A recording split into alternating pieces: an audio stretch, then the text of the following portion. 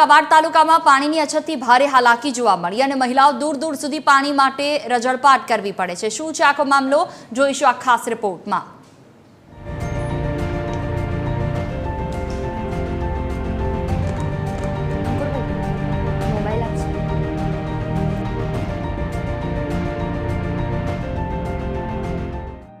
આજે છોટાઉદેપુરના ક્વાંટ તાલુકામાં આવેલું સમરવાંટ ગામ, જ્યાં ઉનાળો શરૂ થતાં જ હેડપંપ, કૂવા અને ગામમાંથી પસાર થતા કોતરો સુકાઈ જાય છે। ગામમાં 100 જેટલા હેડપંપ છે, પણ એકમાંથી પણ પાણીનું ટીપું મળતું નથી અને તેના કારણે મહિલાઓને માથે બેડા મૂકી દૂર દૂર સુધી જવું પડે છે। મહિલાઓ સવારથી જ લાઇનમાં લાગે છે અને આકરા તાપમાં દૂર દૂરથી સંઘર્ષ કરી પાણી લાવે છે। हमारी पानी की बहुत तकलीफ से डूंगरी वटी में पानी लेवा आवीए। 50 मीटर जेवू दूर से पानी खेंचवानुं, डोलसू नाखीने पानी खेंचीए।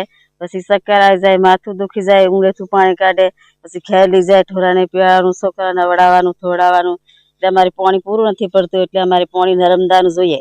અમને માથે દેગડો એટલો ના લવાતું, એટલે બધી રીતે અમને ચકલા કરી આલ્યા, પણ ચકલા કરી આલ્યા, પણ એ કઈ હોબા ના મૂક્યા, ખેરે ખેરે કરી ઉકી દીધું।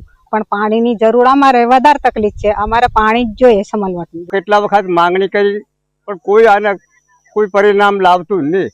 આ કેવા કોઈને જવાબ ઘરે ઘરે નળ લાગી જાય, એમાં પીપું પાણી નહીં આવવા, તેને નળને બીજે તે કામના શું છે આમાં કેવા બાજુ એમ। ઓપરેટરની કે કોઈ બી સમસ્યા અમે વારંવાર રજૂઆત કરીએ છતાં બી અમારું કોઈ ધ્યાન નથી આપતું।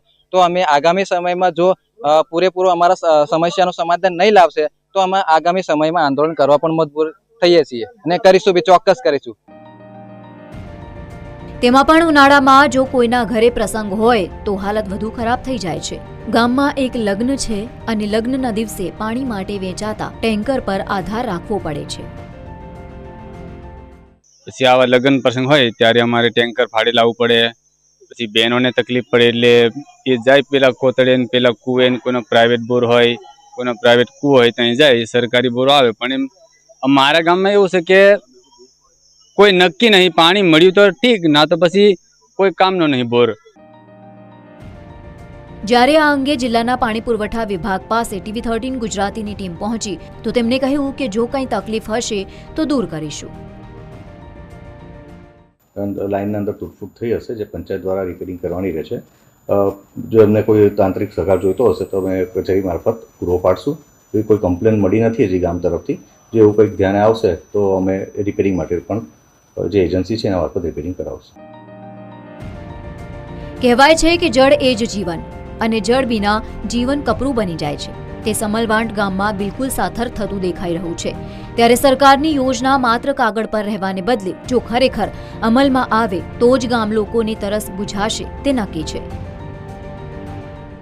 ઉનાળાની કપરા તાપની શરૂઆત થતાની સાથે છોટાઉદેપુર જિલ્લાના અંતરિયાળ ગામોની અંદર પાણીને લઈને વિકટ સમસ્યા ઊભી થતી હોય છે। ત્યારે આજે TV13ની ટીમ છોટાઉદેપુર જિલ્લાના અને કવાંટ તાલુકાના સમરવાટ ગામે આવી છે। આપ જોઈ શકો છો કે ગામની બહેનો ગામના 1 થી 1.5 કિલોમીટર દૂર આવેલા ખેતરમાં જે કૂવો આવેલો છે તે કૂવા પર આવી છે અને ત્યાં આગળ તેઓ પાણી દોરડા વડે ખેંચીને પાણી ભરી રહી છે।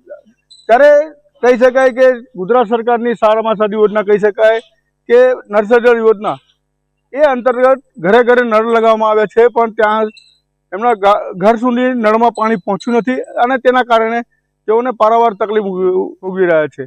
ગામમાં કોતર બી વચ્ચેથી પસાર થાય છે, પણ કોતરનું પાણી પણ સુકાઈ ગયું છે। ગામમાં કૂવા આવ્યા છે, કૂવાના તળિયા નીચે બેસી ગયા છે અને તેના કારણે તેઓને રજળપાટ કરવાની વારી આવી છે।